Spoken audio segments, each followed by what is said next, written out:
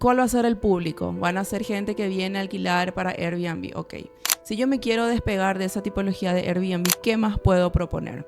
Y ahí empezamos a pensar cuál va a ser ese público alternativo al que quiero atender. En la zona de San Lorenzo se dieron muchos estos monoambientes que son para estudiantes. Sí. Lo mismo en Mariano. Estamos pensando siempre en edificios de monoambientes, pero con distintos públicos. El público que te paga un Airbnb a $50 la noche no es el estudiante que viene a una universidad pública. Bueno, vos trabajas mucho con análisis, justo te acabas de decir análisis de mercado y segmentos, ¿cierto?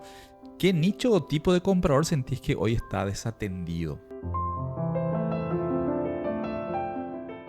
Bienvenidos a este nuevo episodio de Factor Metro Cuadrado, el espacio donde hablamos de lo que realmente importa a la hora de comprar, vender o invertir en bienes raíces. Hoy tengo el gusto de volver a conversar con alguien muy especial para mí, para este canal, y ahora les digo por qué. Paola Arias fue una de mis primeras entrevistadas cuando recién empezaba este proyecto y siempre digo que esas primeras charlas marcaron una huella en la forma de mirar el desarrollo inmobiliario. Así que Paola, te doy la bienvenida, gracias por estar acá y bueno, hablemos un poquito de lo que vos sabes mucho, ¿sí?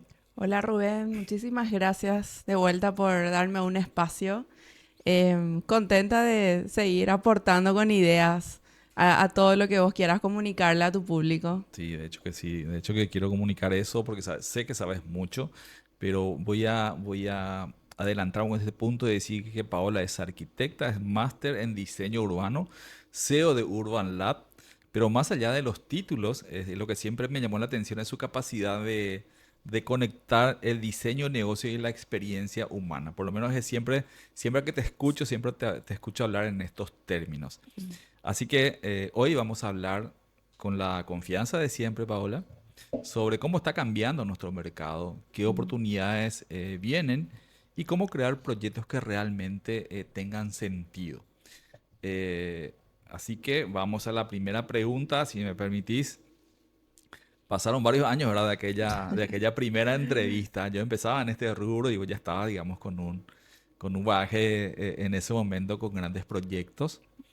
Y bueno, ¿y cómo sentís que evolucionó tu mirada sobre el desarrollo inmobiliario y el rol de Urban Lab en todo este tiempo?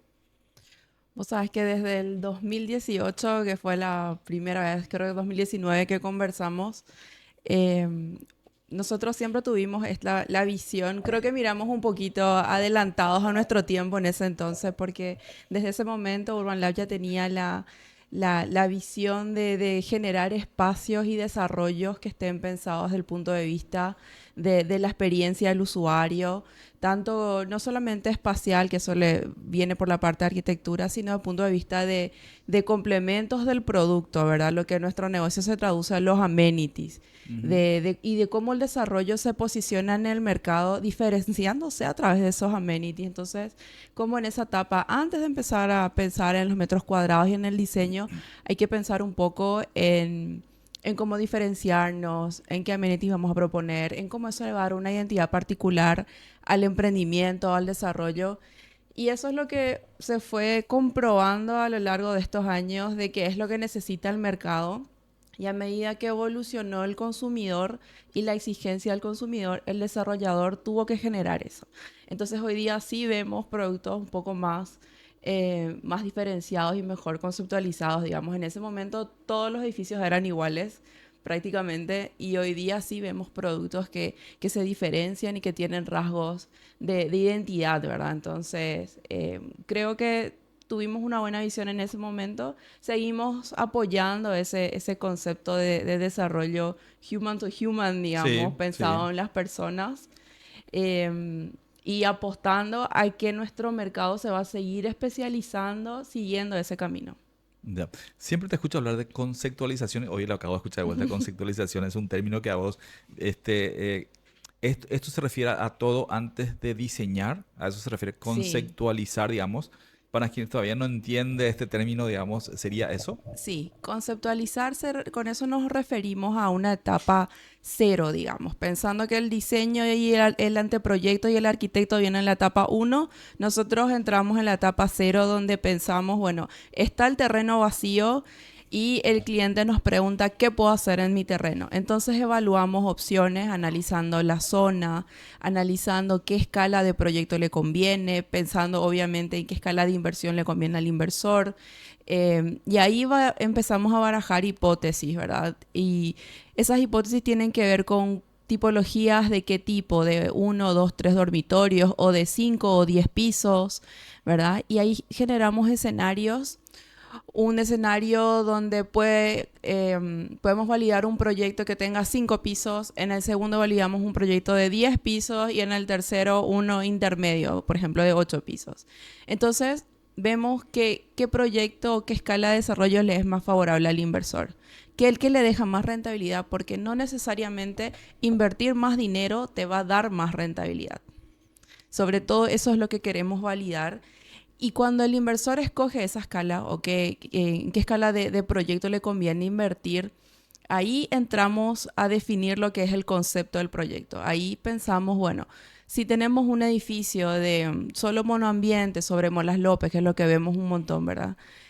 ¿Cuál va a ser el público? ¿Van a ser gente que viene a alquilar para Airbnb? Ok. Si yo me quiero despegar de esa tipología de Airbnb, ¿qué más puedo proponer?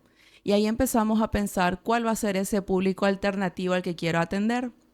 Por ejemplo, en la zona de San Lorenzo se dieron muchos estos monoambientes que son para estudiantes, Sí. lo mismo en Mariano. Estamos pensando siempre en edificios de monoambientes, pero con distintos públicos. El público que te paga un Airbnb a $50 la noche no es el estudiante que viene a una universidad pública.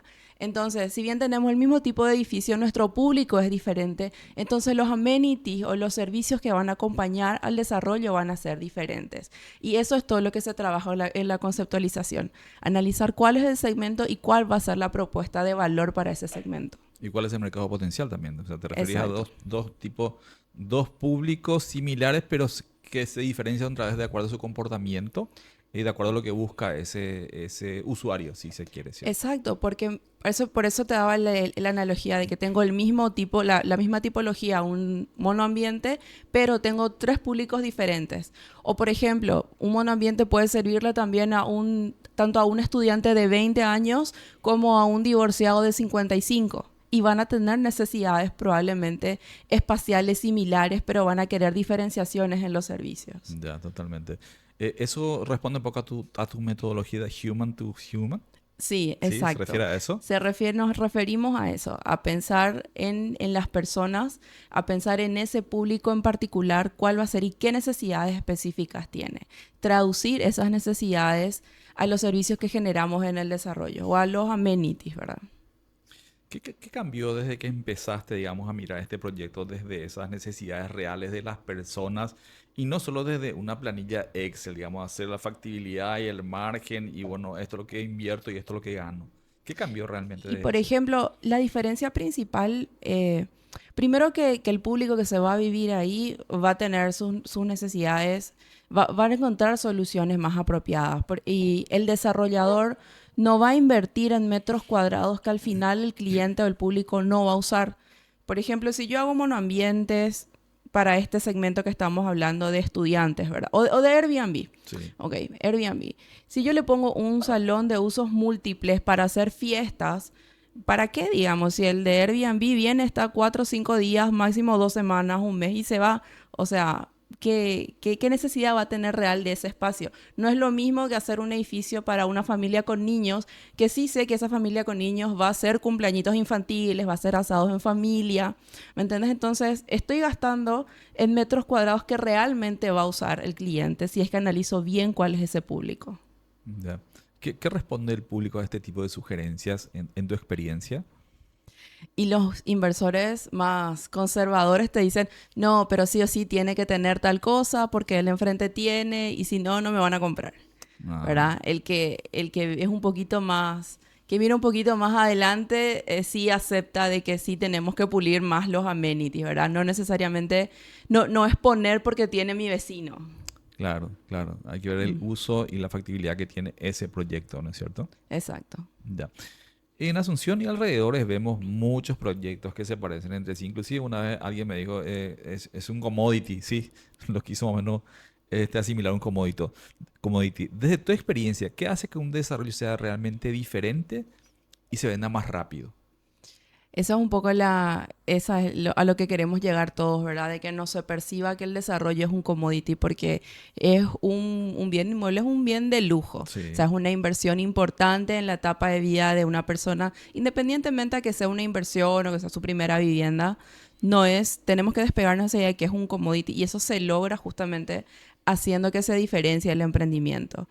Yo creo que cuando le podemos transmitir y que el cliente entienda la propuesta de valor, ahí logramos que él pague el precio que corresponde, que no te esté comparando por $100 más o menos con el vecino, y ahí descomoditizamos de Ujú, vuelta sí. nuestros metros cuadrados. Pero por eso tiene que ver, no importa cuánta publicidad o cuánto vos gastes en pauta, si un proyecto no está bien conceptualizado desde el inicio, no vas a poder diferenciarte. Vas a tener que recurrir siempre al descuento, al descuento, al descuento, y al competir por precio estás comoditizando. Ya, Por estás en eso lo es, mismo que... claro, por eso es que la conceptualización y pensar antes de dibujar una raya, pensar en el público y sus necesidades reales es lo más importante. Hay todo un trabajo de laboratorio detrás de todo esto cuando en la conceptualización, ¿no es cierto? Sí, mucho análisis, hay mucho componente ahí de marketing también, de marketing, pero desde el punto de vista de la parte analítica, del análisis del consumidor, ¿verdad? De cuál es el cliente ideal. No de la parte de cómo hacer más lindo el flyer o la publicidad. Como te digo, no hay publicidad ni gasto en pauta que pueda, que pueda arreglar ese error en conceptualización. Ujú, ya. Qué bueno, sí, así mismo. Bueno, vos trabajás mucho con análisis, justamente acabas de decir Ujú. análisis de mercado y segmentos, ¿no es cierto? ¿Qué nicho o tipo de comprador sentís que hoy está desatendido? ¿Y qué podría ser una gran oportunidad? Creo que no hace mucho o hace un tiempito habíamos hablado de un segmento, o sea, de un proyecto que apuntaba a personas de la tercera edad, que así como decís, hubo comunicación, hubo flyer, hubo difusión, pero realmente hoy no sé qué pasó con ese proyecto. No, Mm. no tengo idea, ¿verdad? Entonces, ¿qué nicho tipo te parece que hoy está desatendido y que podría ser una gran oportunidad para el desarrollo de aquella persona que quiere invertir? Por ahí habría que ver realmente qué pasa con ese proyecto, porque yo concuerdo con que la tercera edad es un nicho que está Ese desatendido. podría ser. Sí, podría ser un nicho que está desatendido. Veo que hay muchos desarrollos con tipologías de uno o dos dormitorios. Creo que también las familias hoy día se plantean seguir creciendo en departamentos y no hay tantas tipologías de tres dormitorios disponibles. Entonces, me parece interesante también pensar en eso, ¿verdad? En que hay una etapa de la vida de la familia que se va a seguir quedando en departamentos. Entonces, pensar en esa unidad familiar, digamos, para generar desarrollos específicos, ¿verdad? O sea, con muchas características que resuelvan sus necesidades particulares. Son acerca de colegios, servicios, espacios para niños. No hay tampoco productos para niños o para familias según la edad de los niños, por ejemplo, para niños de 0 a 5, con juegos, con parques específicos, o para niños preadolescentes, ¿verdad? Que tengan también sus amenidades y sus espacios particulares, que seguramente pueden tener más que ver con la tecnología, con juntarse con amigos, con espacios deportivos, o con alguna afinidad con algún club social para tener algún convenio. No sé, muchísimas cosas se pueden generar si pensás bien en qué necesitan, por ejemplo, los niños de esa edad. Esto se puede traducir en que los desarrolladores hoy están apuntando a lo que realmente la demanda más inmediata están teniendo y no están desatendiendo ese segmento que están mencionando. Por ejemplo, de la tercera edad o aquellas Ujú. personas que tienen hijos preadolescentes, ¿sí? ¿Te parece Sí. que eso sería más difícil de colocar, de vender eso? Y por eso no están atendiendo o no están viendo esa oportunidad que hoy Lo que existe. pasa es que hay muchos modelos para desarrollar. Nosotros estamos acostumbrados a desarrollar para vender en pozo. Y si se generan, por ejemplo, otras formas de financiación que le permitan a los desarrolladores o a los inversores generar hoy día nuestro inversor es el de ticket medio porque compra una, dos, tres unidades. Entonces está gastando, ponele $300,000. Pero ¿qué pasa si generamos un modelo de desarrollo para estos inversores que sea build to rent, como se usa en otros países? Que quiere decir que le ofrecemos un paquete para que pueda construir para alquilar. O sea, para que él tenga una renta y tenga un edificio completo, ¿verdad? A lo mejor no van a construir por, o sea, 50 pisos, pero sí una media densidad que le va a venir muy bien a la ciudad. Es una inversión manejable para este cliente. Y nosotros tenemos más propuestas de alquiler en el mercado inmobiliario, que es lo que vemos que falta muchísimo, ¿verdad? Sí, Alquileres a precios razonables. sí. Entonces, yo creo que hay que repensar el modelo de fondeo, primeramente el desarrollo, para también generar otro tipo de producto para nuestro cliente inversor. Ujú. Porque sí, no es fácil colocar un producto de un departamento de $200,000 de 3 dormitorios, ¿verdad? Y por ahí está nuestro ticket en Pozo. Sí. Entonces, no es que cualquier familia de clase media pueda acceder a este ticket. Probablemente esa familia va a acceder al producto en alquiler. Entonces, tenemos que pensar cómo le ofrecemos a nosotros al inversor que construya esta tipología para renta. Justamente de eso, el entrevistado anterior, el presidente de Capadei, Ujú. estaba mencionando y compartíamos acá de que el 75% de los inversores son extranjeros y solamente el 25%, perdón, el 75% es para inversores y la mayoría son extranjeras y solo el 25% para el consumidor final. Esto puede ser una de las causas por la cual, digamos, no hay un producto más allá de la posibilidad del crédito hipotecario que está ausente. Podríamos crear ese tipo de productos para ese segmento de ticket bajo. Claro, o sea, lo ideal sería que nosotros podamos acceder con el departamento o con el desarrollo al consumidor final, pero no nos acompaña el sistema financiero y el valor del metro cuadrado se está disparando. O sea, principalmente incide, yo creo que hoy día el tema de financiación, ¿verdad? No tenemos un producto en AFD y no vamos a tener dentro de los próximos años, creo, para acceder a ese tipo de productos y que sea, que tenga este eslogan de paga tu alquiler y paga tu crédito que tenés la misma cuota. No es viable. No No es es viable viable. para un ticket de $200,000. Entonces, Bueno, alguien lo intentó hacer acá y sabemos cómo terminó.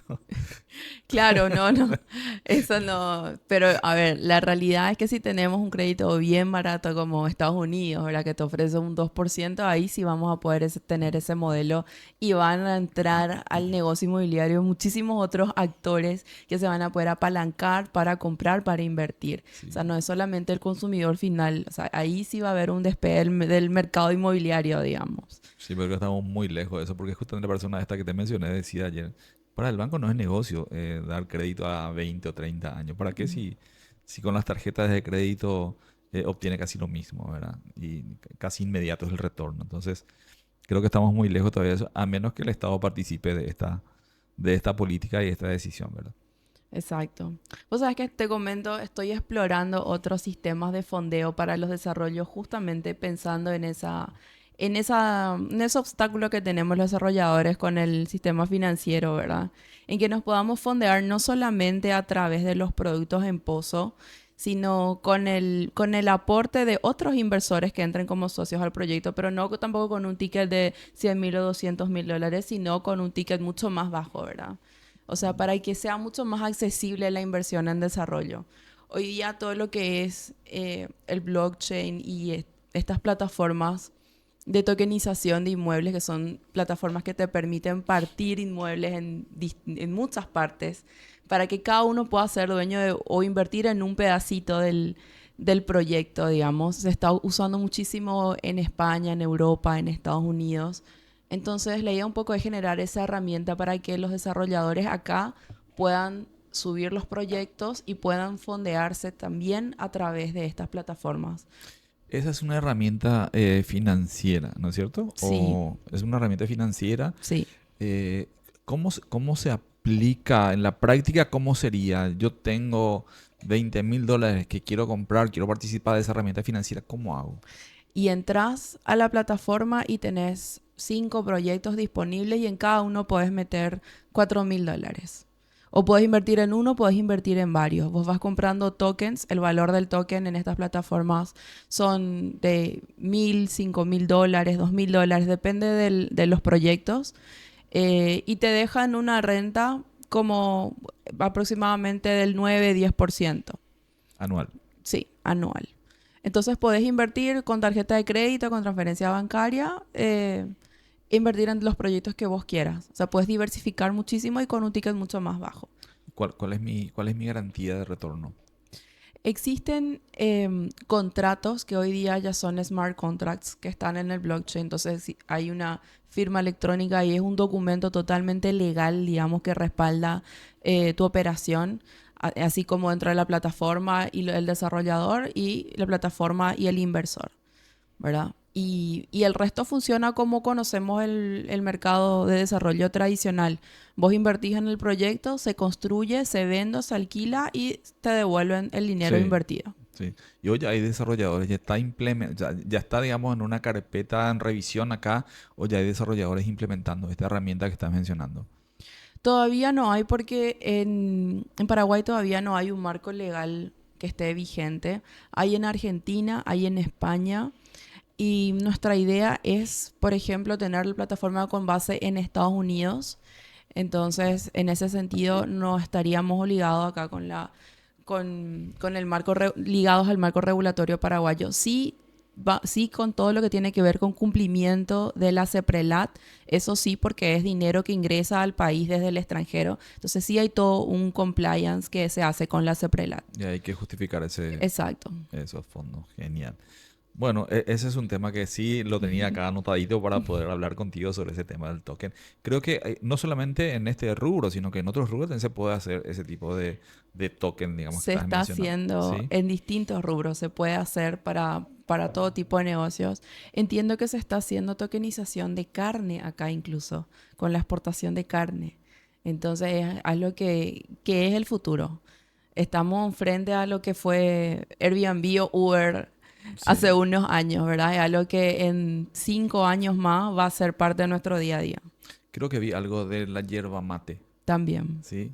sí. Alguien acá del país que estaba lanzó Creo como que un los experimento. argentinos vinieron a hacer Ah, tokenización de hierro. ok. Bueno, Sí. no estamos muy lejos entonces No, para de nada. esa herramienta financiera. Bueno, volviendo un poquito a nuestro tema, al nivel de diseño urbano, vos siempre mencionás que el espacio común y el entorno valen tanto como el metro cuadrado propio, ¿sí? Ujú. ¿Cómo le explicas a un desarrollador que eso no es un gasto, sino es una inversión que potencia la rentabilidad? Y vos sabes que el desarrollador, nosotros sabemos, nos cobran los desarrolladores porque compras un departamento en el piso 1, no tiene el mismo valor que en el piso 20. Y Sí. ahí, ¿qué estás vendiendo? Estás vendiendo la vista del entorno. Si vos tenés un Ah, ok. edificio tapándote esa vista, no vas a poder vender al valor de piso 20. Entonces, esa es la analogía más simple que te puedo hacer. O sea, en el mismo metro cuadrado, ¿verdad? Piso más arriba, vos tenés un diferenciador Claro, que que es es la la vista vista. al entorno, exacto. Y si nosotros, en lugar de tener vista al entorno, tenemos, acompañando al desarrollo, un espacio público, una linda plaza, juegos para niños, más áreas verdes, ¿qué es lo que está capitalizando Distrito Perseverancia? O sea, ellos pensaron un entorno integral de Sí. servicio, de áreas verdes, de un montón de soluciones y eso hace que valga la pena su metro cuadrado, porque el metro cuadrado que vas a pagar en distrito no es el mismo que pagas en Barrio Jara. Y estás en el mismo barrio, básicamente, ¿verdad? Mm. Entonces, esa es la diferencia y el valor agregado que genera el poder ofrecer un entorno urbano diseñado y pensado para el usuario. Entiendo ese proyecto. ¿Cómo es el entorno urbano de ese proyecto, o sea, de ese emprendimiento? La verdad que todavía no me fui a recorrer distrito, pero conceptualmente es un proyecto que está muy bien pensado. Está muy bien conceptualizado. Y idealmente un desarrollo como ese, el día de mañana, me encantaría que se pueda generar sin el cerco, sin que sea un concepto de barrio cerrado, sino que esté integrado a todo el barrio, sin que sea un concepto de pasar una puerta, guardia, seguridad. Si bien eso aporta, ¿verdad? Tal vez porque es un entorno en desarrollo, pero estaría bueno que Entonces, despliegue que hay en diseño urbano, que sea un aporte real para la ciudad, ¿verdad? O sea, que sea un aporte que lo pueda disfrutar todo el mundo. Yo creo que sí, porque de hecho que sus áreas comunes, como los shopping, las galerías que tiene, eh, digamos, es para albergar a mucha gente de la zona cercana y no tan cercana también, ¿verdad? Porque realmente tiene un atractivo espectacular. Tuve la oportunidad de verlo en estos días y realmente, y todavía no está terminado Mm. y es espectacular, ¿verdad? Bueno, en los últimos años cambió también el comportamiento del comprador, ¿no es cierto? Más teletrabajo, más tiempo en casa, más búsqueda de bienestar, más proximidad a mi lugar de trabajo. ¿Cuál de esos cambios crees que impacta más en cómo se debe diseñar un proyecto hoy? Yo creo que el tema del desplazamiento es algo que nos condiciona bastante. O sea, es lo que más afecta a la calidad de vida de las personas. O sea, estar 1 o 2 horas en el tráfico afecta gravemente tu calidad de vida. Entonces, cada vez necesitamos estar más cerca del lugar de trabajo.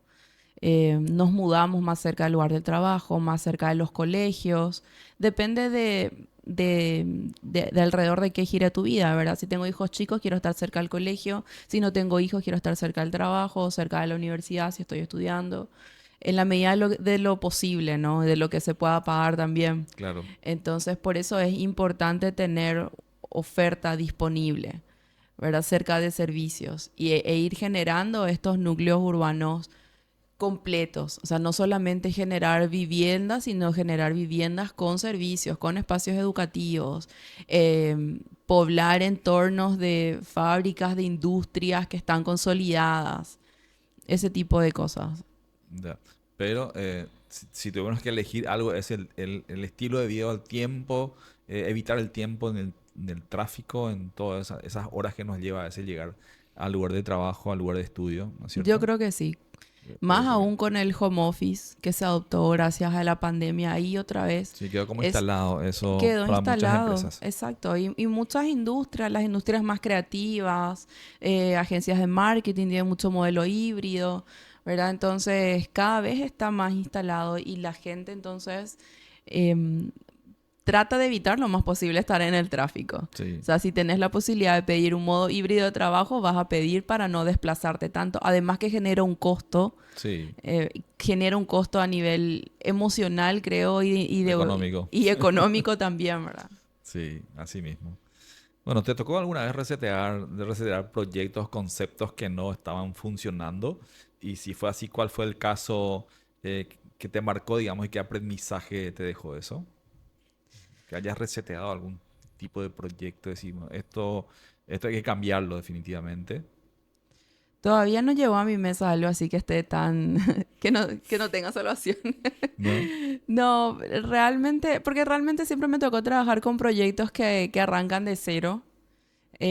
No, no tanto algo como para salvar o para resetear. Ah, Sí.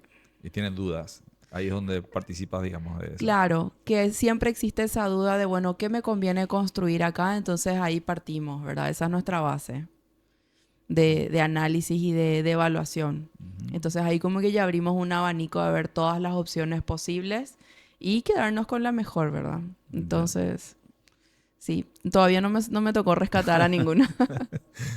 A resetear. Bueno, muchos desarrolladores chicos o propietarios de terrenos sienten miedo de empezar un proyecto porque no saben por dónde arrancar, por dónde empezar, ¿no es cierto? ¿Cuáles serían tus 3 pasos básicos para empezar con claridad? Si yo Para tuviera arrancar, un terreno, vamos, si yo tuviera un terreno, una propiedad, un inmueble relativamente bien ubicado, donde la demanda está creciendo, ¿cuáles serían los 3 pasos básicos que me podrías dar a mí para decir, ok, puedo hacer este proyecto? primero definir cuál es tu objetivo con el inmueble. ¿Querés construir y vender? ¿Querés construir y tener una renta? ¿Verdad? A partir de ahí definir tu objetivo. Por ejemplo, si vos querés construir igual en ambos casos, creo que hay que mirar mucho el mercado de alquileres primero. A partir de ahí, vos podés sacar un parámetro de que si se está alquilando a 6 millones de guaraníes un dúplex en esa zona. Sí, eh, Hacer el paso matemático inverso de qué rentabilidad me va a dejar para descubrir cuánto tengo que invertir para tener una renta de por lo menos el 6%, que es una renta sana, viable, dentro de los parámetros del mercado, Sí, ¿verdad? Antes, el inversor que no tenía mucha experiencia arrancaba con el terreno y decía, bueno, yo voy a construir dúplex, me va a costar $100,000, ya tengo el terreno, voy a terminar vendiendo con un 50% más, voy a vender en 150,000. sí. Y no sabía si ese valor de 150,000 le va a dar una buena renta al que lo va a comprar, si le va a dar ese 6% o no le interesaba, ¿verdad? O si estaba dentro de los parámetros de los precios de venta del mercado, ¿verdad? Entonces creo que hay que hacer primero ese paso inverso, ¿verdad? De ver qué renta me va a dar y ahí definir cuánto puedo invertir para saber el ticket final con el que yo tengo que salir a vender. Independientemente de que sea un producto para tu renta o para un inversor, ese valor que vos manejes del mercado de alquileres te va a servir para el speech, para decirle, yo te estoy vendiendo un producto que te va a dar una buena rentabilidad, te va a dar por lo menos un 6% en un escenario pesimista. Entonces, eso como punto uno, digamos, para no invertir de más en un producto o para saber si es viable como inversión, ¿verdad? Porque si no te va a dar un 6%, mete tu plata en un CDA. ¿Verdad? Que un CDA no tenés que hacer ningún movimiento y te da un 7, ¿me entendés? Sí.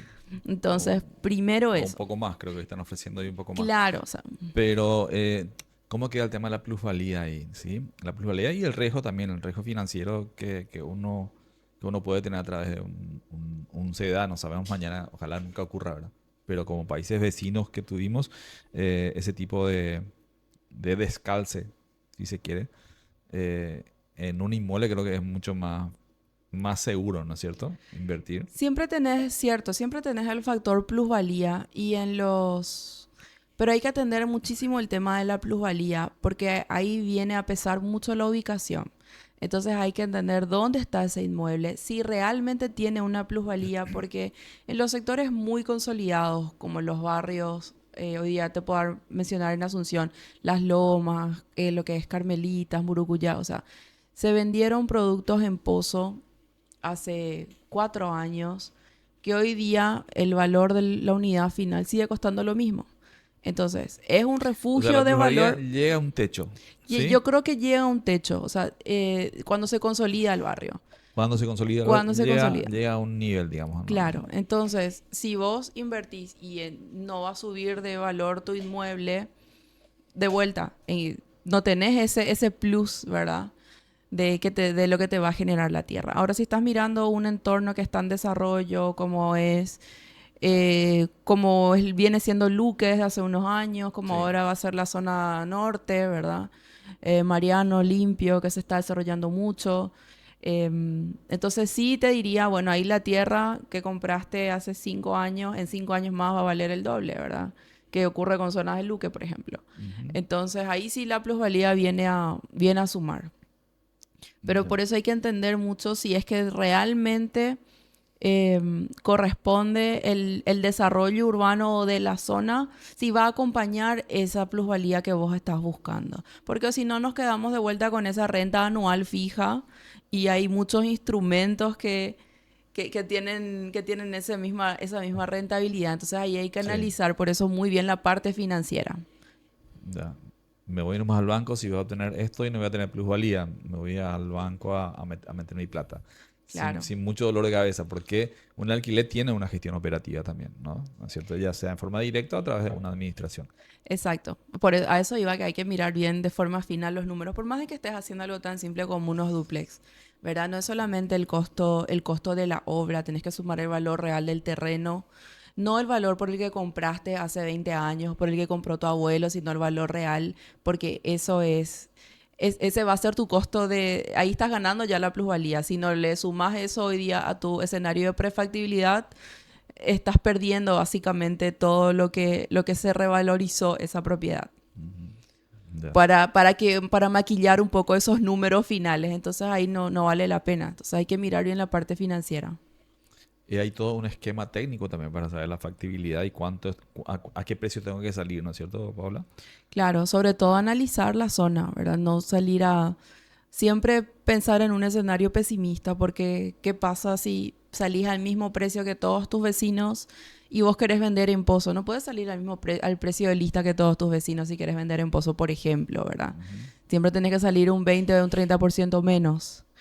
O si no, mirar de que, bueno, ¿qué pasa si en 2 años esto no se vende? ¿Cuál es mi precio de remate, digamos, o para salir de esta operación? Entonces, todos esos escenarios hay que contemplar. Con todo este conocimiento, toda esta experiencia que vos estás mencionando, ¿tuviste muchos casos de personas con fondos propios o con capacidad de dinero que quiera decir o que hayan dicho, quiero hacer este emprendimiento, quiero hacer un edificio de 4 pisos, quiero hacer un dúplex o 2 o 3 o 4 dúplex en esta zona? ¿Tuviste muchas consultas en ese sentido? De La gente verdad que que hoy no está en un nivel de un desarrollador top, no está dentro de la Cámara Paraguaya de Desarrolladores, pero sí tiene un poder económico y bueno, ve esto como una oportunidad La de... verdad que sí, hay bastantes inversores con ticket medio, digamos, que quieren desarrollar. Mucha gente hereda tierra y a lo largo de su carrera se va haciendo de capital, entonces quiere invertir en hacer esta escala de proyectos, ¿verdad? 3, 4 pisos de edificios o dúplex, entonces hay bastante de esos clientes. La verdad que yo te diría que la mayoría tiene más o menos ese perfil de mis clientes al menos. Ah, sí, qué Sí. bueno. Bueno, Paola, como siempre, es un lujo escucharte cada vez que conversamos. Siento que dejamos elementos de valor sobre la mesa, ideas que inspiran y que empujan al sector a pensar mucho mejor. Así que te agradezco mucho el haber estado aquí, compartiendo toda esta experiencia y conocimiento. Y Muchas espero gracias, que Rubén. muy próximamente podamos, que no pase tanto tiempo para volver a conversar y charlar sobre estos temas que, Buenísimo. que, que nos gusta, ¿no es cierto? Muchas gracias por el espacio de vuelta y sí, ojalá que nos juntemos más seguido. Dale, ok.